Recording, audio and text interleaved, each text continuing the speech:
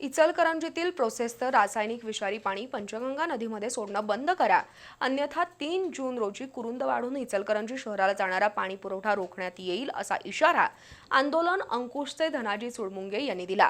कुरुंदवाडमध्ये त्यांनी पत्रकार परिषदेत आंदोलनाबाबत माहिती दिली। प्रोसेस कारखाने बंद ठेवल्याचं खोटं सांगून काळ्या ओढ्यातून रासायनिक पाणी पंचगंगेत सोडलं जातंय। यासाठी इचलकरंजी महानगरपालिका प्रदूषण नियंत्रण मंडळ जबाबदार असल्याचं चुडमुंगे यांनी सांगितलं। दरम्यान तालुक्याच्या गंभीर प्रश्नासाठी पंचगंगा प्रदूषण मुक्ती आंदोलनात सर्वांनी सहभाग घ्यावा असं आवाहन आमदार राजेंद्र यड्रावकर यांनी केलं। पंचगंगा नदी प्रदूषणमुक्त होण्यासाठी आंदोलन अंकुशच्या वतीनं गेल्या 3 महिन्यांपासून आंदोलन सुरू आहे। त्यासाठी प्रांताधिकाऱ्यांना निवेदन देऊन टाकवडे इथल्या काळ्या ओढ्यावर बांध घातला होता। मात्र प्रोसेस पुन्हा सुरू करून काळ्या ओढ्यातून रासायनिक दूषित पाणी पुन्हा पंचगंगा नदीत सोडलं जात आहे। त्यामुळे 1 जून रोजी कुरुंदवाडमध्ये उपोषण होणार आहे आणि 3 जूनला कुरुंदवाडमधून इचलकरंजीला होणारा पाणी पुरवठा रोखणार असल्याची माहिती धनाजी चुडमुंगे यांनी दिली।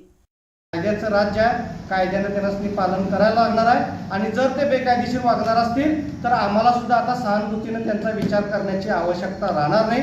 त्यांनी पहिला त्यांचं काम करावं, मग आम्हाला आमचा शहाणपणा सांगावा असं आमचं स्पष्ट मत आहे। त्यामुळं 1 तारखेपासून धरणे आंदोलन आणि 3 तारखेला ह्या इचलकरंजी नगरपालिकेला जाणारं पाणी जर या प्रोसेसवाल्यांनी त्यांच्या प्रोसेस बंद नाही केल्या आणि प्रदूषण मंडळानं जर त्या प्रोसेस बंद नाही केला तर मात्र हा संघर्ष होणार आहे। ह्याला सर्वस्वी जबाबदार इचलकरंजी महानगरपालिका असेल आणि त्या प्रोसेसवाले असतील आणि प्रदूषण मंडळ सगळ्यात खास करून यामध्ये दोषी आहे। दरम्यान 21 मे रोजी इचलकरंजीमध्ये सीईटीपी प्रकल्पाचा पंचनामा करताना प्रोसेस कारखान्यांचे मालक, कामगार आणि गावगुंडांनी आंदोलन अंकुशच्या कार्यकर्त्यांना शिवीगाळ करून धमकी दिल्याचा आरोप राकेश जगदाळे यांनी केला। तर इचलकरंजीतील प्रोसेस कारखान्यांची दादागिरी खपवून घेणार नाही असा इशारा आयुब पट्टेकरी, विश्वास बालीघाटे यांनी दिला।